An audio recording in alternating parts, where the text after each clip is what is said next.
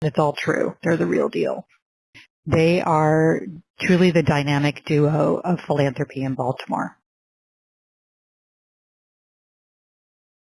I am better on every level because of the leadership and the culture and the environment that they have created here. And they lead by example. They had this really unique presence to them, and our relationship with them is just so beautiful. You know, it really is, it's like love incarnate.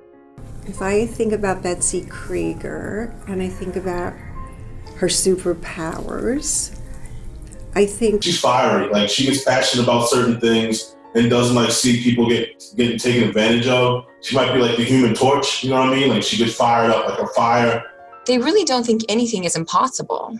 She's research-oriented, she's careful, she's tenacious.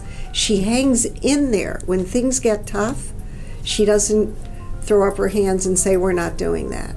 Karen's superpower is her ability to see the world as it is, but also how it can be. Maybe Mr. Fantastic. I was thinking Mr. Fantastic too. Yeah. Mr. Fantastic and Dr. Doom, like two of the sharpest minds in the Marvel universe. You know, the person I was working with would say, nope, we're not going to do that. That is too crazy. And Karen says, sure, why not? Let's do it. Yeah. So that's why we've been a good team. I think just following us was a risk, honestly. When they came on the scene and started talking about more holistic ways of addressing drug addiction, they took a risk that people would laugh at them. They took a risk that maybe there wouldn't be enough evidence to sustain and support. I mean, somebody had to be the first people to fund this. It didn't have to be them, but it was them, because they saw something in us and saw our desire to serve the city and help the city. So I think that was a huge risk. We stick with them, and we stay deep in the work, and we don't just fund one time. They want to see our staff thrive. They want to see us deliver our programs at such a high level. And then, like I said, once again, they care about us as human beings.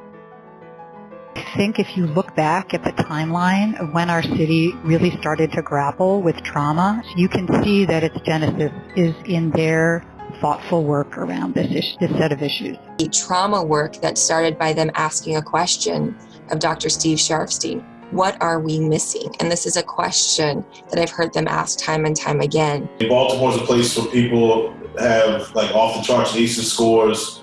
They're dealing with primary and secondary trauma, pretty much shell shock, dealing with PTSD. And I think a lot of the work that they do around trauma is really important.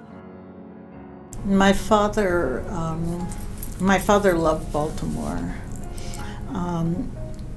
And always said it was the best place and had the best of everything.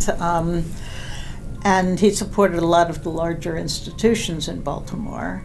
And when we got together, we had a very different vision. We wanted to support more of the people doing the work that we thought was necessary to transform the city. We spend a lot of time looking at the challenges in Baltimore, and we need to, but we also need to look at the strengths we have here. Mm.